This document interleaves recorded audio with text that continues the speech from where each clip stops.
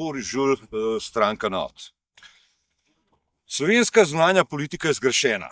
Namesto da bi bila samostojna, suverena in usmerjena v dolgoročne interese naših državljank in državljanov, slepo sledi odločitvam centrov moči, ki nimajo nobene zveze z našimi resničnimi potrebami in željami. Evropska unija je popolnoma izgubila kompas. To ni tista unija evropskih narodov, kakršna nam je bila obljubljena ob vstopu. Takrat so govorili o blaginji, solidarnosti, razvoju in enakopravnosti držav. Danes pa vidimo nekaj popolnoma drugega. Gospodarstvo stagnacijo, draginjo, revščino, razpad socialnih sistemov, ponovno oživljanje fašizma in nacizma in nevarno vpletanje v vojaške konflikte, ki z našimi interesi nimajo nič skupnega.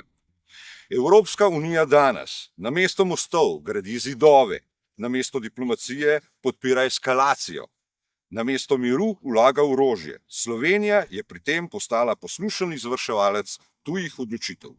Nimamo lastne vizije, še manj pa poguma za neodvisno držo. Namesto da bi zagovarjali mir, dialog ter nevtralnost, sodelujemo v projektih, ki poglabljajo delitve in povečujejo tveganje širših vojaških konfliktov. Hudo problematično je naše članstvo v NATO, ki se je iz obrambnega zavezništva spremenilo v ofenzivno vojaško silo. To ni več zveza, ki bi zagotavljala varnost, temveč organizacija, ki se vse bolj vpleta v konflikte. Več orožja ne pomeni več miru, pomeni le več strahu, več napetosti in več možnosti za katastrofalne napake. Slovenija pa ima od tega vse manj koristi in vse več varnostnih tveganj.